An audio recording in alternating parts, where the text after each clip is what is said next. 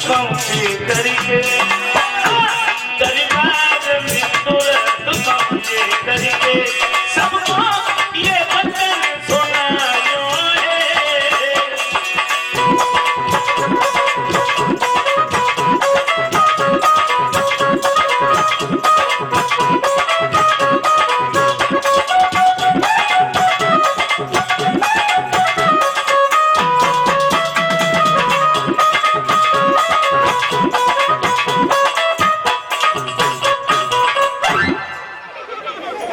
बचपन में सीता ने जब धनुष उठाया महाराज जनक ने देखा।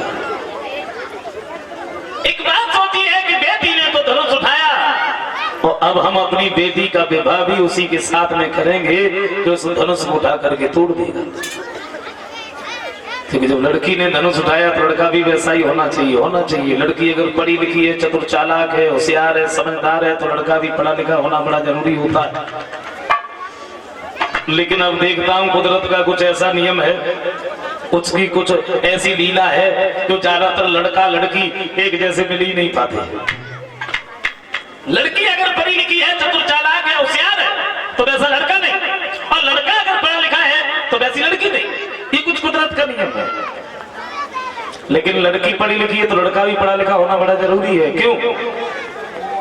पति और पत्नी जिंदगी रूपी गाड़ी के दो पहिए हुआ करते, अगर एक पहिया भी कमजोर है फिर चलने में झटका लगता है। हाँ? पढ़ी लिखी लड़की अगर अनपढ़ परिवार में पहुंच जाए तो हमेशा टेंशन, चिंता है। और बिना पढ़ी लिखी लड़की अगर पढ़े लिखे परिवार में पहुंच जाए तो टेंशन।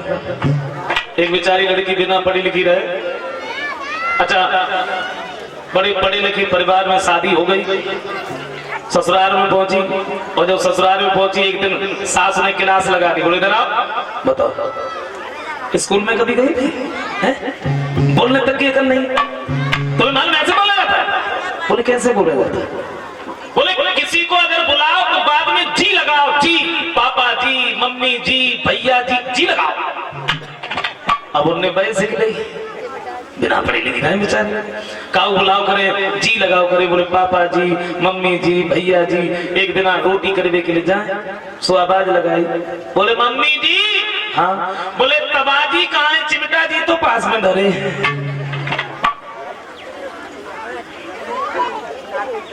और देखो एक बात और कहे, पढ़ने का मतलब पढ़ना ही नहीं होता है। अच्छा पढ़ाई करते रहो वैसे कुछ सीखो ही नहीं।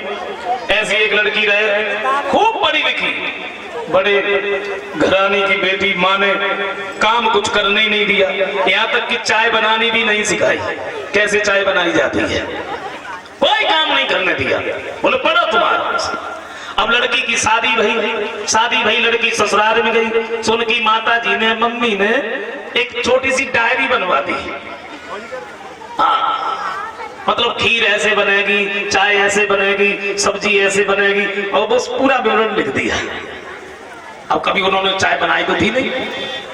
ससुराल में पहुंची, ज्यादा ना 4-5 दिन भये और घर में कोई ना रहे, और उनके पति आए बाहर से, उनके साथ में 2-4 उनके मित्र और रहे, घर में कोई नहीं है।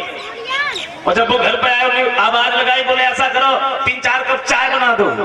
अब बेचारी चाय कहूं बनाई तो थी नहीं, एकदम भाग के गई, कोई डायरी निकाल के लाए, चाय बनानी है। अब तो घबरा गई, कभी बनाई तो थी नहीं। बोले चाय बनानी है, चाय वाला पेज निकाल लिया, गैस जला दी।